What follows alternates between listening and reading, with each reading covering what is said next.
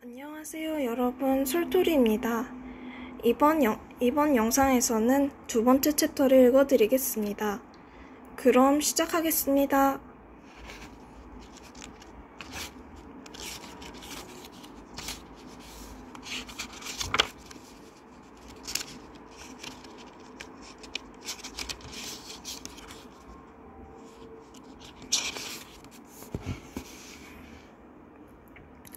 이 새로운 마르그리트. 소렐리는 첫 번째 층계참에서 계단을 올라오던 샤니 백작과 마주쳤다. 평소 매우 침착하던 그는 몹시 흥분한 얼굴이었다. 지금 당신에게 가던 중이었소. 정말 멋진 저녁이요. 크리스틴 다에는 아주 대단하더군요. 말도 안 돼요. 6개월 전만 해도 그녀의 노래 실력은 영 아니었다고요. 백장님, 좀 비켜주세요. 꼬마 지리가 새침하게 고개를 숙이면서 말했다. 목매달아 죽은 가엾은 남자를 보러 가야 하거든요. 급하게 지나가던 부관장이 그 말을 듣고 멈춰섰다. 뭐라고? 너희도 벌써 알고 있는 거야? 제발 부탁이니 오늘 밤에는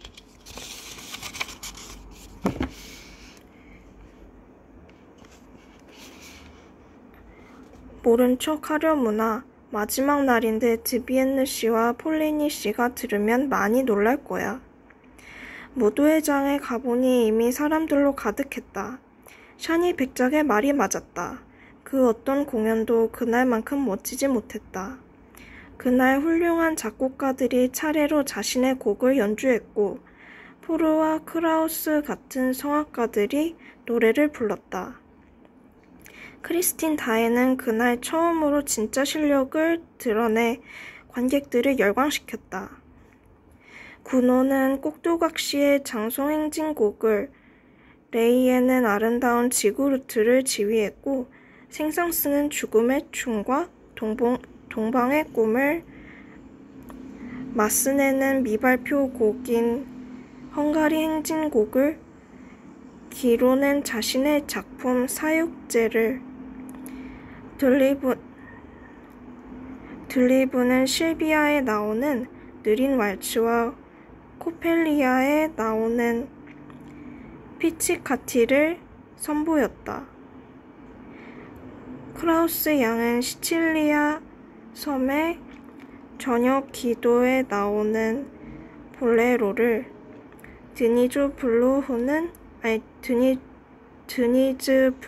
양은 루크레치아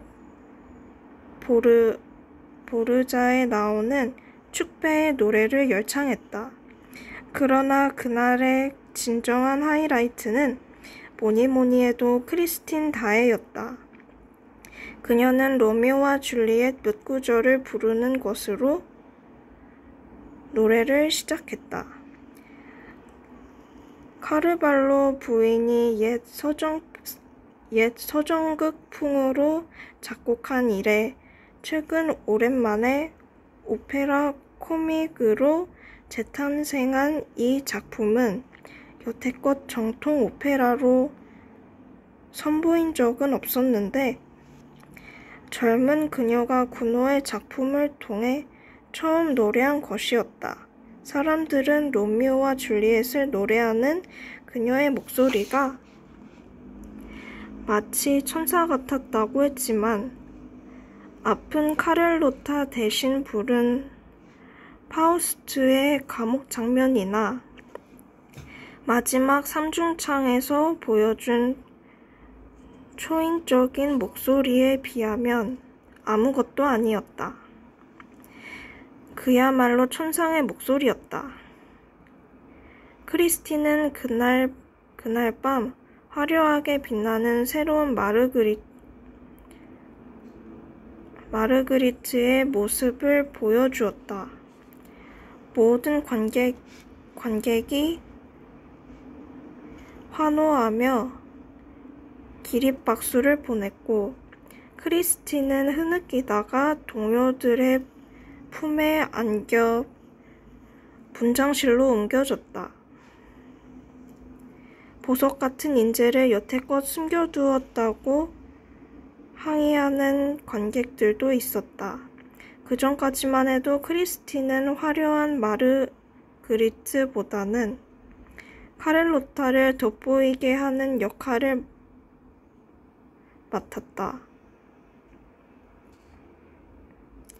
그녀가 스페인 출신의 디바 카를로타가 맡은 역을 곧바로 대신해 자신의 재능을 마음껏 선보일 수 있었던 것은 카를로타가 이해할 수 없는 이유로 그날 공연에 빠진 덕분이었다. 오페라 하우스의 단골 관객들은 드비엔노와 폴리니가 아픈 카를로타의 대역으로 왜 크리스틴 다엘을 지목했는지 궁금해했다. 그들은 그녀의 숨은 재능을 알고 있었던 걸까? 그렇다면 왜 여태껏 감추었을까? 그녀 자신도 왜 가만히 있었을까? 이상하게도 그녀에게는 당시 성악을 가르치는 스승이 없었다. 그녀는 혼자 연습한다는 말을 종종 했다. 모든 상황이 수수께끼였다. 샤니 백작은 자신의 박스석에 서서 관객들의 열화 같은 환호를 듣고 있다가 곧바로 그 분위기에 동참했다.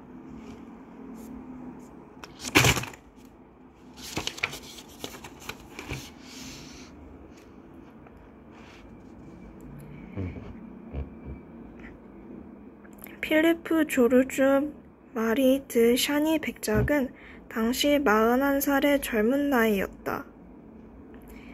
이마는 완고해 보이고 눈빛은 차가웠지만 출중한 외모에다 신분이 높은 귀족이었다.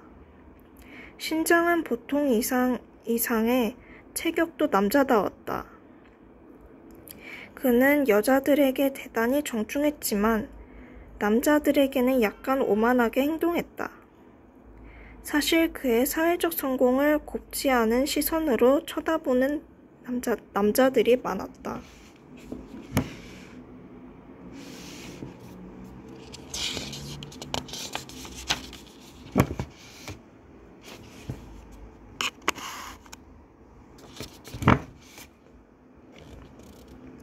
그는 뛰어난 인품과 올바른 양심을 지닌 사람이었다.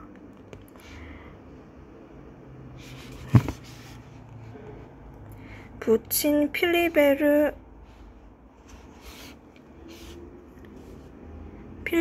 백작이 세상을 떠난 후 그는 14세기까지 거슬러 올라가는 오랜 역사를 지닌 프랑스 최고 가문 중 하나의 수장이 되었다.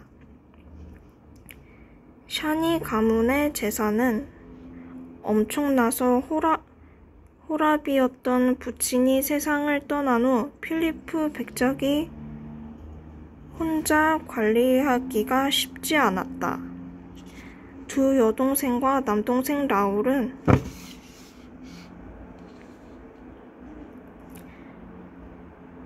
마치 장자 상속제가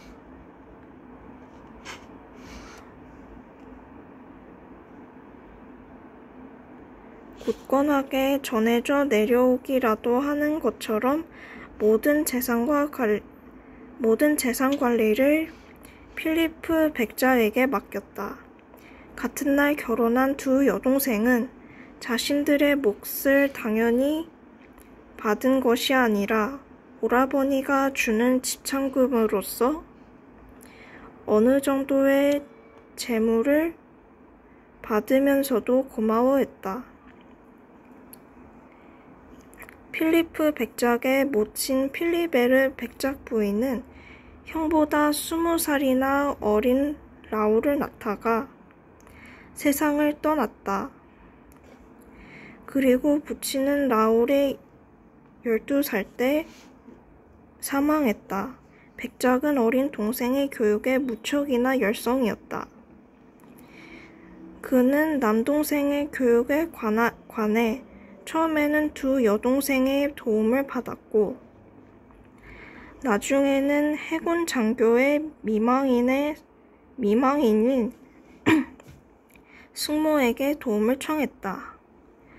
숙모가 브레스트에 사는 덕분에 라울은 바다를 좋아하게 되었다.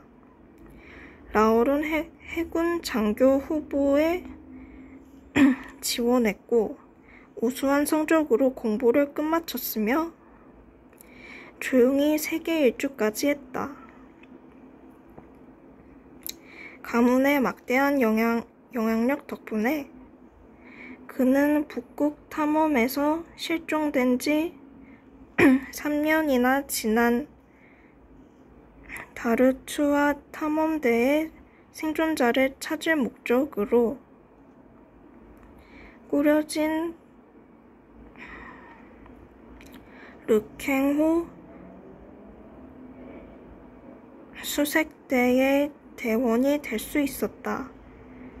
그는 출발하기 전에 6개월간의 휴가를 즐기고 있었는데 도시 근교의 과부들은 잘생기고 섬세한 청년이 앞으로 고된 임무를 맡아야 하는 것에 벌써부터 안타까워했다.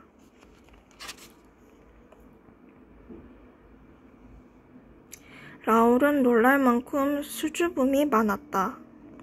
방금 엄마 품을 벗어난 어린아이처럼 순진무구했다. 두 누님과 숙모에게 지극히 여성스러운 교육을 받으면서 온갖 사랑을 독차지해온 터여서 솔직하고 매력적인 모습이 그대로 드러났다. 21살이 넘었지만 18살처럼 보였다.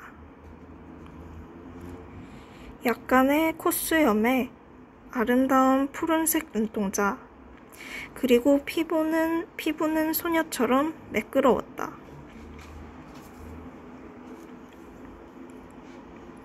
필리프 백작은 동생의 온갖 응석을 받아주었다.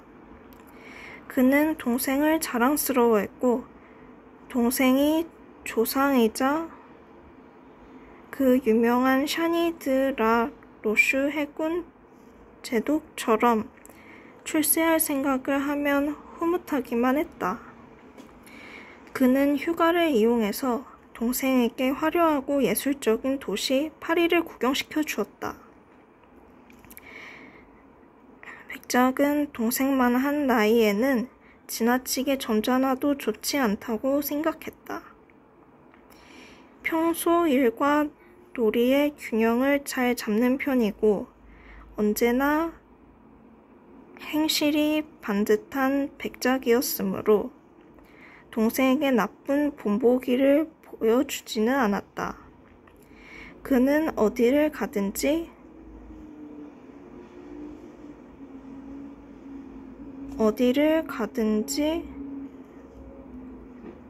언제나 동생을 대동했다.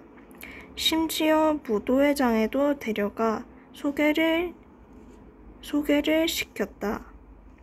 당시 백작이 소렐리와 보통 사이가 아니라는 사실은 잘 알려져 있었다. 하지만 독신으로 시간적 여유도 많은 데다 누이 동생들도 전부 시집 보낸 귀족 신사가 머리는 좋지 않지만 그 누구보다 아름다운 눈동자를 가진 무용수와 저녁 식사를 하고 한두 시간쯤 같이 보낸다고 해서 누가 뭐라고 하겠는가.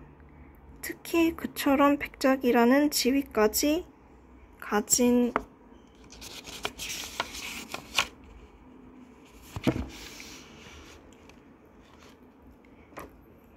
파리지앵이 꼭 얼굴을 드러내야 할 장소가 있었는데 당시 오페라 하우스의 무도회장도 그중 하나였다.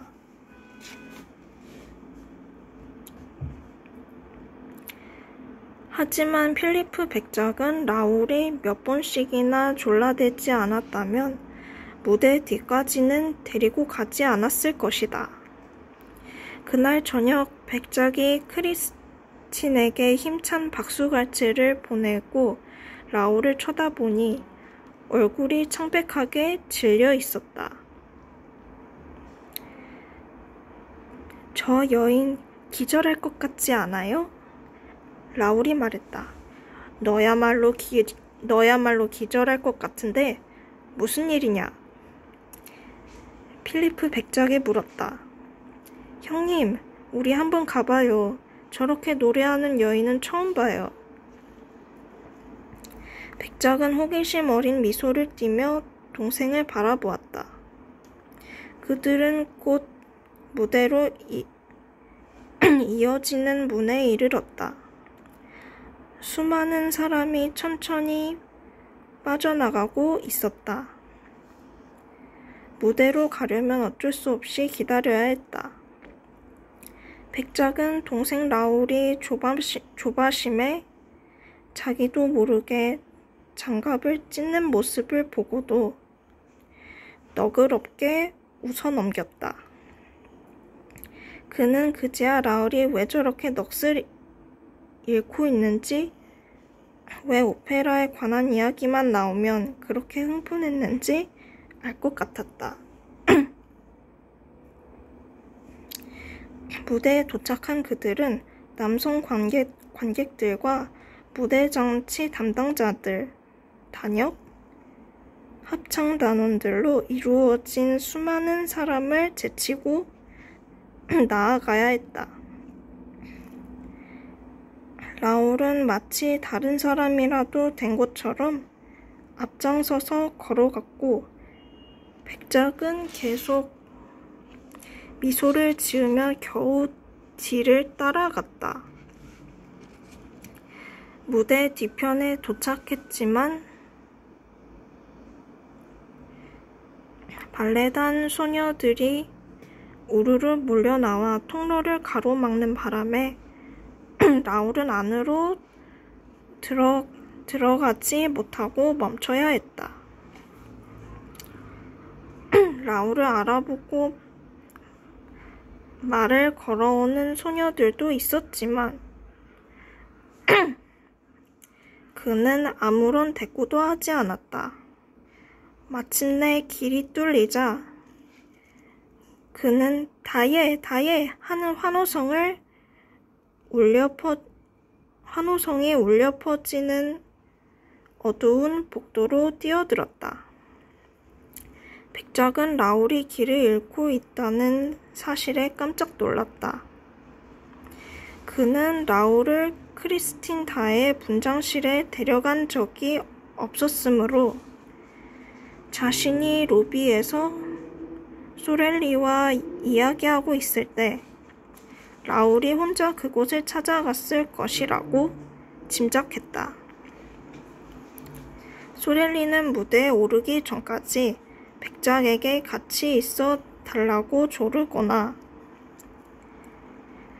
공단 발레 슈즈와 살색 타이즈가 더러워지지 않도록 착용하는 각반을 보관하고 있어 달라고 부탁하는 일이 있었다.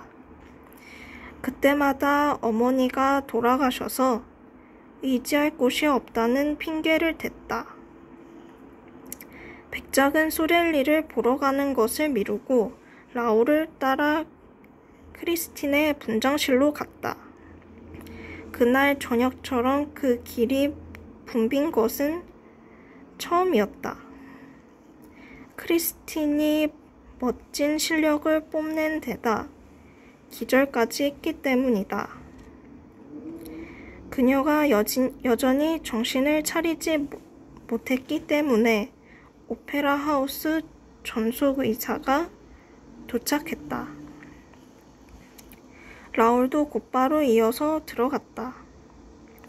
그래서 크리스티는 라울의 품에 안겨 응급처치를 받았다. 백작을 비롯해 수많은 사람이 출입구로 몰려들었다. 의사 선생님, 저 사람들은 전부 나가라고 하는 게 좋지 않을까요?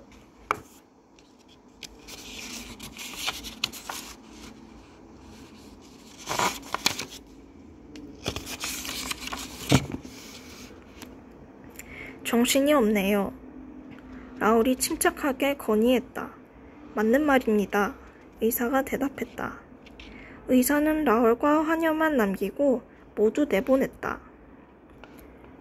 하녀는 놀란 표정으로 라울을 바라보았다. 그녀는 라울을 한 번도 본 적이 없었지만 누구냐고 물어보지는 못했다. 의사 역시 그의 행동으로 미루어 그 자리에 있을 만한 사람이겠거니 생각했다. 이렇게 해서 라울은 크리스틴이 의식을 되찾는 모습을 옆에서 지켜볼 수 있었다.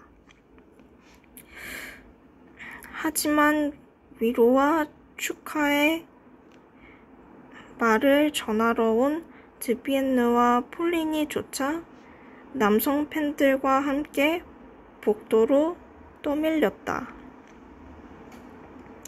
그들과 함께 밖에 서 있던 필리프 백작은 웃음을 터뜨렸다. 이런 엉큼한 녀석을 봤나. 곱상하게 생겨서는 역시 샤니 가문의 핏줄이 맞긴 하군. 백작은 소렐리의 분장실로 향하다가 발레단 소녀들과 함께 있는 그녀와 마주쳤다. 한편 크리스틴이 깊은 한숨을 내쉬며 눈을 떴을 때 누군가의 신음소리가 들렸다. 그녀는 라울을 보고는 흠칫 놀랐다. 그리고 의사를 보고 미소 지은 후 하녀를 쳐다본 다음 다시 라울을 바라보았다. 그녀가 속삭임에 가까운 목소리로 물었다. 선생님은 누구시죠?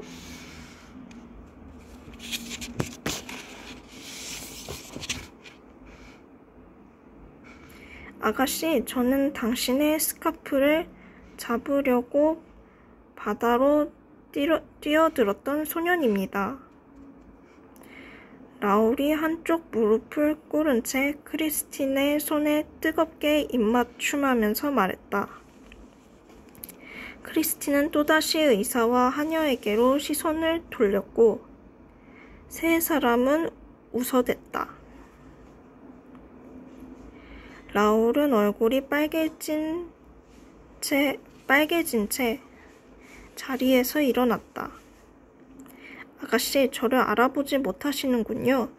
단둘이 중요한 얘기를 하고 싶습니다. 제가 좀 더 기운을 차린 다음에 하면 안 될까요? 옆에 있어 주셔서 고마워요. 그래요. 일단 가시는 게 좋겠습니다. 그래요. 일단 가시는 게 좋겠습니다. 아가씨는 저에게 맡기세요. 의사가 기분 좋은 미소를 지으며 말했다. 저 이제 아프지 않아요. 이상하게도 크리스틴은 갑자기 기운을 차린 듯 했다. 그녀는 자리에서 일어나 손으로 눈을 비볐다. 감사합니다. 선생님, 이제 혼자 있어도 될 것 같아요. 될 것 같아요. 모두 나가주세요. 오늘은 제가 좀 피곤하군요. 의사는 안 된다고 말하려고 했지만 크리스틴의 불안정한 기분을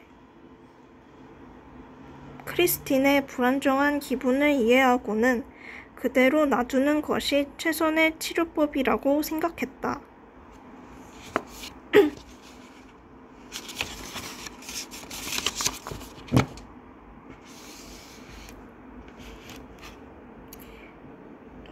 그는 밖으로 나가다 라울에게 이렇게 말했다. 오늘은 다혜 양이 평소와는 많이 다르네요. 평소에는 친절하거든요.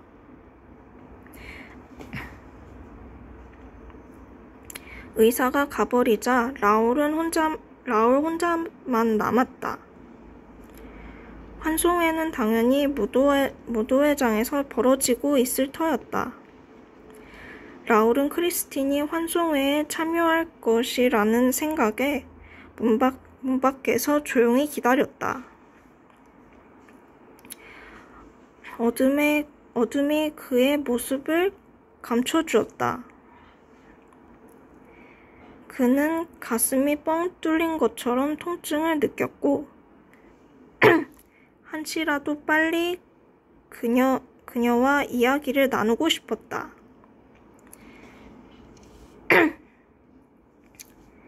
갑자기 분장실 문이 열리더니 하녀가 양손에 무언가를 가득 들고 나왔다. 라울은 하녀를 불러 크리스틴의 상태를 물었다. 하녀는 웃으면서 괜찮은 상태지만 혼자 있고 싶어 하니 방해하지 말아달라고 하고는 가버렸다. 단 하나의 생각만이 라울의 불타는 가슴을 채웠다. 물론 나와 이야기를 해야 하니 혼자 있고 싶은 거겠지. 아까 그가 그녀에게 단둘이 할 말이 있다고 하지 않았는가? 숨을 헐떡거리며 분장실로 다가간 라울은 문을 두드리려고 문에 귀를 가까이 가져갔다. 하지만 이내 손을 떨어뜨리고 말았다. 분장실 안에서 남자의 목소리가 들렸기 때문이다. 그 오만한 목소리가 새어나왔다. 크리스틴, 당신은 나를 사랑해야 돼. 크리스틴은 마치 울고 있는 듯 슬프고 떨리는 목소리로 대답했다. 어떻게 그런 식으로 말할 수 있죠? 나는 당신만을 위해서 노래하는데. 라울은 고통을 이겨내려고 문에 몸을 기댔다. 없어져 버린 줄로만 알았던 그의 심장이 다시 돌아온 듯 쿵쾅거리기 시작했다. 심장 뛰는 소리가 복도 전체로 울려 퍼져 마치 귀가 먹을 것만 같았다. 심장이 계속 시끄럽게 뛴다면 안에서 문을 열고 나올 것이고 그는 망신만 당하고 돌아서야 할 것이 뻔했다. 샤니 가문 사람들이 그런 모욕을 당해야 하다니. 라울은 뛰는 가슴을 진정시키려고 양손으로 감쌌다. 또다시 안에서 남자의 목소리가 들려왔다. 많이 피곤한가? 난 오늘 밤 당신에게 내 영혼을 바쳤어요. 난 죽었다고요. 크리스틴이 대답했다. 당신의 영혼은 아름다워. 그리고 고맙군. 그 어떤 황제도 이런 선물을 받지 못했을 거야. 오늘 밤에는 천사들도 눈물을 흘렸지. 남자의 목소리는 엄숙했다. 라울은 그러고 나서 아무 소리도 듣지 못했다. 하지만 그는 돌아가지 않고 사람들의 눈에 띌까봐 두려운 듯 어두운 구석으로 돌아가 남자가 분장실을 떠날 때까지 기다렸다. 그 짧은 순간 사랑과 증오의 감정을 한꺼번에 느꼈다. 그는 자신이 사랑하는 사람이 크리스틴임을 알고 있었다. 자신이 증오하는 사람이 누구인지도 알고 싶었다. 그때 갑자기 문이 열리더니 크리스틴이 모피를 두르고 레이스로 된 베일로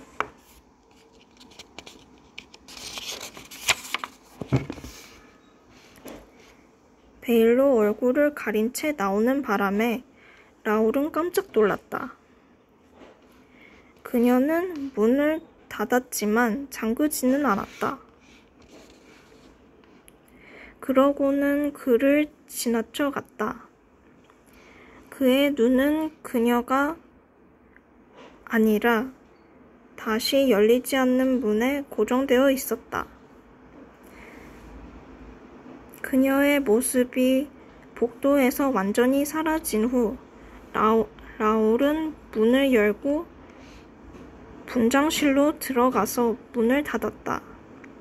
거기 누구죠? 왜 숨는 거요? 라울이 닫힌 문에 등을 기댄 채 떨리는 목소리로 물었다. 그러나 캄캄한 방 안에서는 아무 소리도 들리지 않았다. 그에게 들리는 소리라고는 자신의 숨소리뿐이었다. 그는 자신의 행동이 무분별하고 도를 넘어서는 것이라는 사실도 깨닫지 못했다. 내가 허락하기 전까지 당신은 못 나가. 대답하지 않는다면 당신은 겁쟁이야. 어서 나오라고. 라울이 외쳤다. 성냥을 켜자 방안이 밝아졌다. 방에는 아무도 없었다.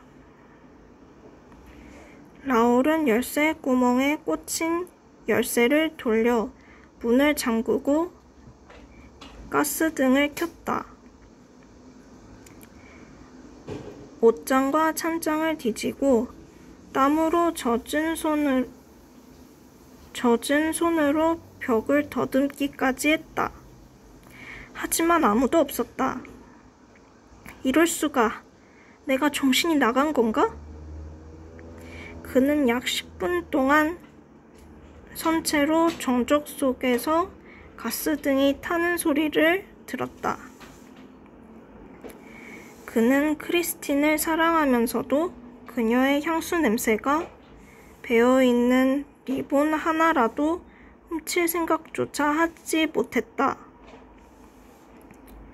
그러고는 자신이 무엇을 하는지 어디로 가는지도 모르는 채 밖으로 나왔다. 정처 없이 걷다 보니 얼음처럼 차가운 바람이 얼굴을 때렸다.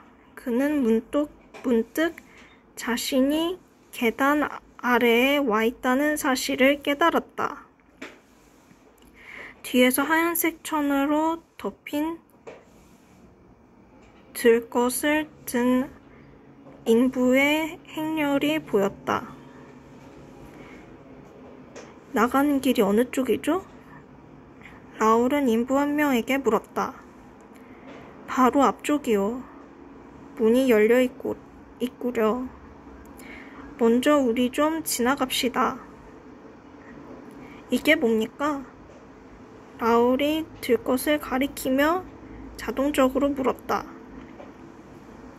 조제프 비케요. 지하 3층 무대 벽면과 라호르의 왕 무대 세트 사이에서 목매달아 죽었소. 인부가 대답했다. 라울은 모자를 벗고 한 걸음 뒤로 물러나 길을 내어주고는 밖으로 나왔다.